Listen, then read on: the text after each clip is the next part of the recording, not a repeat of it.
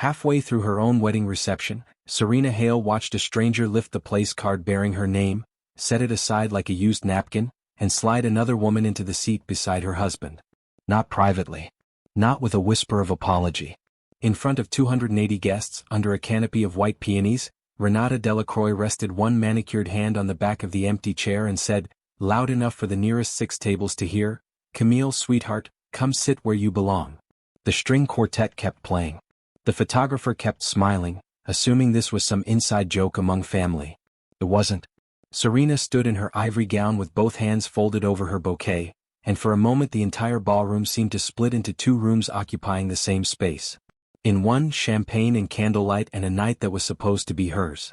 In the other, a bride watching her place at her own table disappear while the man she'd married 20 minutes earlier said nothing at all. Marcus looked at his mother. Then at Camille. Then, finally, at his wife. And he did not move. That was the part Serena would remember longest. Not the muffled laugh from a back table. Not the whisper someone tried and failed to swallow. It was the silence of a man who had every reason to stand and chose comfort instead. Her lashes lowered once. She breathed slowly, deliberately, the way she taught herself to breathe through every small cruelty this family had ever offered her, wrapped in a smile. In her left hand, hidden in the folds of her dress, sat a thin gold chain with a small key. In the satin pocket sewn into her gown was a sealed envelope she had carried unopened since that morning. No one in that ballroom knew what either object meant. No one there had any idea that the woman they just humiliated held more of that city than the family trying to erase her. Serena had spent 2 months helping plan every detail of this reception, not because the Delacroix family often asked her opinion, but because on the rare occasions they did, she understood it was a test. She'd chosen the candle heights. She'd approved the menu cards. She had built the very room now swallowing her whole. Renata smiled, the particular smile of a woman who mistakes cruelty for honesty. "Let's not make this bigger than it needs to be," she said, not softly enough. "We're simply correcting the seating." Correcting. Serena looked at the space where her name had been. Then at Marcus, who had spent 2 years calling her his piece, the first woman who made him feel steady instead of performed for. Now he sat beneath a spray of flowers and offered, "Serena, just sit for a minute. We'll talk after. After the insult. After the photographs. After the room had finished watching her absorb it." She did not cry. That was what the room expected, a scene, something messy enough to retell on the drive home. Instead, Serena set her bouquet on the sweetheart table, slid off her wedding ring, and placed it beside the flowers without a word. Then she turned and walked through the ballroom. No one stopped her. She stepped outside into the cool evening alone. But that was only the beginning. Outside, the harbor air carried a chill off the water. 2 bridesmaids trailed her as far as the doors and stopped when they saw her face, not rage but something harder to shake off. Clarity. A doorman asked if she needed a car. Serena almost laughed. For 2 years she had folded herself small enough to fit inside this family's idea of acceptable. She had smiled through Renata calling her pleasant if a little plain. She had watched Marcus excuse his mother again and again with the same worn phrase, "That's just how she is." "Yes," she told the doorman. "But not yet." She sat at the edge of a stone fountain and opened the satin pocket. The envelope inside was old-fashioned, heavier than modern paper. Her full name was written across the front in careful blue ink, Serena Elise Hale. She had seen that handwriting only once before, on a card her grandmother had hidden in a cedar box years earlier, with strict instructions not to open it until life forced her to understand what it meant to be truly alone. Serena had grown up in a narrow house outside a small coastal town, raised by her grandmother Odelle Hale, after her mother died in childbirth and her father became a story adults lowered their voices to discuss. Whenever young Serena asked about him, Odelle would look out the window and say only, "Your daddy loved you enough to protect you from his world. One day that will make sense." Odelle taught her granddaughter to fold towels into even thirds and to never let anyone else define her worth. When Serena was 17, Odelle handed her a small gold key and a cedar box, telling her, "Not yet. When your life splits open enough for the truth to fit, that's when." 3 years later, Odelle died in her sleep. Grief-heavy and eager to move forward, Serena carried the box north to college but never opened it. She built a modest, meaningful career at a housing nonprofit, helping families navigate grants and stability, and she liked the quiet honesty of that work far more than anything flashier. She met Marcus Delacroix at a charity dinner, fixing a bent name card no one else had bothered to straighten. "You look like the only honest person in this room," he told her. Flowers followed, then dinners, then 2 years of steady, convincing attention. Renata never warmed to her, exactly. She appreciated her the way people appreciate furniture that doesn't demand anything. No noisy family, no ambition that threatened the Delacroix name. Easy to present. Serena heard Renata say almost those exact words once, believing herself out of earshot. Marcus apologized for his mother constantly. He never once asked her to change. A year into the relationship, a leak in Serena's apartment forced her to finally open the cedar box. Inside was a photograph of a serious-eyed man in a navy suit, standing before a harbor skyline, and a sealed file from an attorney's office. She called the number, hung up before anyone answered, and let the question stay shut a little longer. 6 months later, Marcus proposed on a rooftop. She said yes, telling herself she'd deal with the box after the wedding, after things settled, after forever began. Forever didn't survive dinner. Now, sitting by the fountain in her wedding gown, Serena broke the envelope's seal. Inside was a letter dated 11 years earlier, naming her the sole living beneficiary of the Ashford Harbor Trust, established by her father, Thomas Ashford, and held under sealed instruction until a designated release event. Tucked beneath it, in Odell's familiar handwriting. If you are reading this, baby, somebody has finally shown you exactly who they are, in a way you cannot afford to excuse. Do not break. Open the box completely. Call Mr. Pierce. Your father built quietly. You come from that kind of strength. She read it 3 times.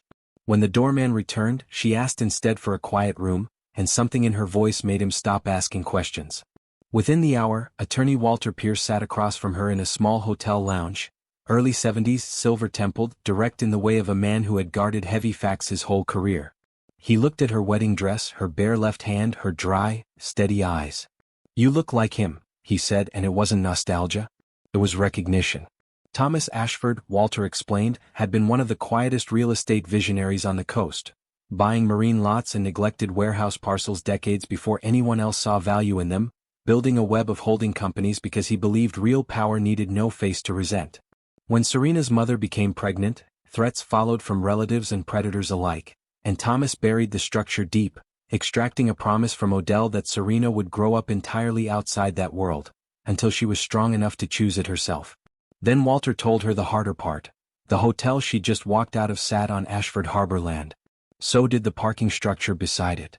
So did the Delacroix family's flagship auto showroom, their logistics warehouse near the port, even the foundation building where Renata hosted her annual leadership luncheon. All of it, leased from entities her father had built before Marcus was born. Serena asked only one question. Does anyone know? No one outside this firm, 2 trust administrators, and now you. She picked up the pen Walter slid toward her, an activation acknowledgement releasing full authority to her as beneficial principal of the trust, and asked one thing first. Had Odell known it would happen exactly like this? No, Walter said gently. She only knew that people who mistake gentleness for weakness eventually reveal themselves. Serena signed. Elegant, unhurried, steady. And with that single stroke, the shape of the evening changed forever. Not with thunder, not with a scene, but with legal truth entering a room that had assumed her silence meant surrender. The next morning brought no public scandal, only paperwork, quiet clauses, and the sudden withdrawal of assumptions the Delacroix family had mistaken for permanence. Serena spent 3 days learning the full scope of what her father had built. Not just wealth, but insulation, funding school programs and restoring homes under other names, paying hospital debts anonymously. The meaning outweighed the numbers, though the numbers were enormous. Meanwhile, Renata told guests there had been an emotional misunderstanding. Marcus left 7 voicemails in a day, apologetic, then defensive, then wounded. Serena listened to none of them fully. A week later, Renata's annual gala proceeded as scheduled, in the very ballroom where Serena had been erased. Serena arrived 20 minutes in, not in white but in simple black, the small gold key resting at her collarbone, Walter a half-step behind her with a slim folder. The hotel's general manager went pale and crossed the room immediately. Miss Hale, he said with a slight bow, and the whispering began. She didn't take the microphone. She didn't need it.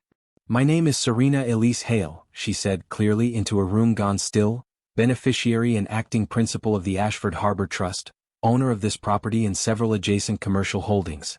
This venue, along with all trust-linked leases currently held by Delacroix entities, is now under direct review. No threats. No shouting. Just truth set down with both hands. Renata's composure tightened like fabric pulling at a seam. "This is highly inappropriate," she hissed into the still-live microphone. "What was inappropriate?" Serena answered evenly, "was taking a bride's place from her at her own wedding, and expecting dignity to stay quiet because your guests were watching."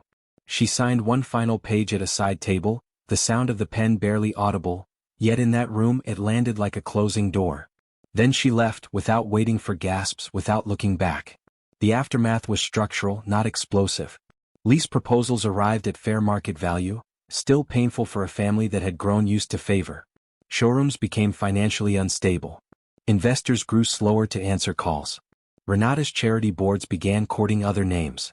6 weeks later, Marcus came to Serena's nonprofit office, not the trust office, and found her exactly where she'd always been, now funding home repair grants and legal aid clinics, still declining credit wherever possible. "You're still here," he said, as if she might have vanished entirely. "I work here," she said simply. He apologized more sincerely than before and said he'd loved her. "People say love when they mean convenience," Serena told him. "You liked how calm I made your life feel while reserving the right to dishonor me publicly. Maybe that was love in the way you were capable of it. It wasn't the kind that protects a person." He had no answer because there wasn't one. Renata never apologized, only requested a private lunch through mutual friends twice. Serena declined both. Camille disappeared from the family's orbit within the season, the way opportunism usually does. By autumn, Serena restored her grandmother's old house, not as a monument but as a working home. A reading room for local girls, a garden where retired women taught sewing and bookkeeping to young mothers. She called it the Odell House Initiative. No ribbon cutting. Just work. A year after the wedding, she accepted a civic award for housing philanthropy, her name submitted anonymously by 3 separate organizations. She spoke briefly about dignity and generational patience. In the back of the room, unnoticed, Marcus listened and for once, did not approach her afterward, letting her belong entirely to the life she'd built without him. That night, she drove to the harbor overlook where he'd once proposed, and finally let the old ring go, not out of anger but because some endings simply deserved to be released rather than mourned. On the 2nd anniversary of the initiative, a little girl at the reading table looked up and asked, "Miss Serena, were you always rich?" "No," Serena said, smiling. "I was always valuable.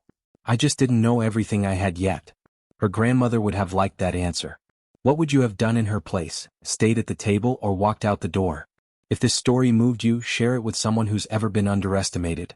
Leave a comment with what you would have done, like this video if you believe quiet strength speaks louder than any scene, and subscribe for more stories about dignity, family, and the moments that change everything.